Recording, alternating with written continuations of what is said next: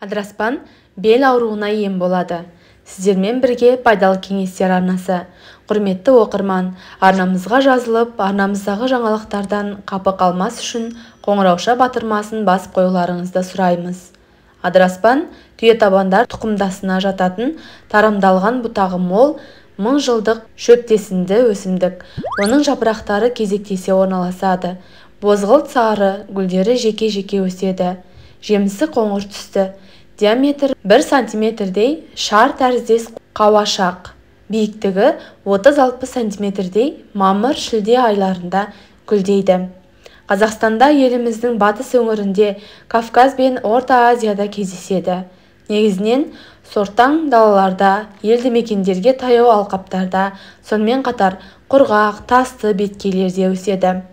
Адыраспан құрамында улы гармин және гармалин алкалоидтары, гүлі мен бұтағында пеганин алкалоиды болады. Адыраспан улы өсімдік, сондықтан оны тек дәрігердің нұсқауымен ғана пайдалануға болады. Емдік мақсатта адыраспанның шөбін, яғни сабағын, жапырақтары мен гүлдерін пайдаланады.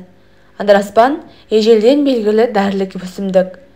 Кезінде Ибн Сина оны 8 көз жүйкесі қабынуы кезіндегі шаншуды басатын дәрі ретінде пайдалануға кеңес берген. Халық медицинасында адыраспан ревматизм, қышыма және басқа да тері аурулары кезінде булау жасауға пайдаланылады.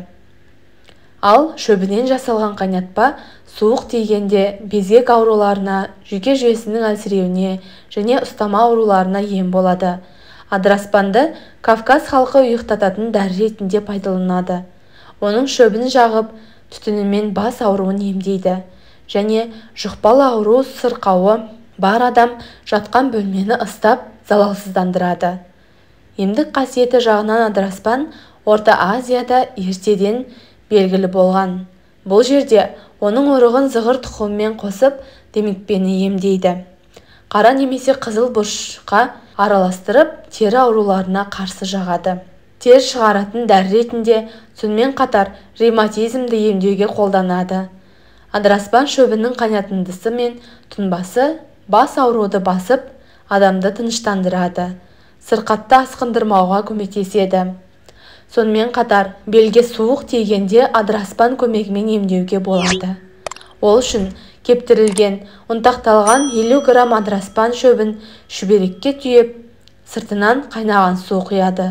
Сәлден соң суын сығып, қалтаны жылы күйде белдің ауырған тұсына басып, үстіне қыздырғыш қояды. Белді осылай күніне 30-40 минуттан бір рет булау керек. Бір қалта адыраспанды ыстық суға қайталап салып, 4 рет пайдалануға болады. Адыраспан улы өсімдік болған соң, оны емге ішкен кезде аса сақ болған жөн.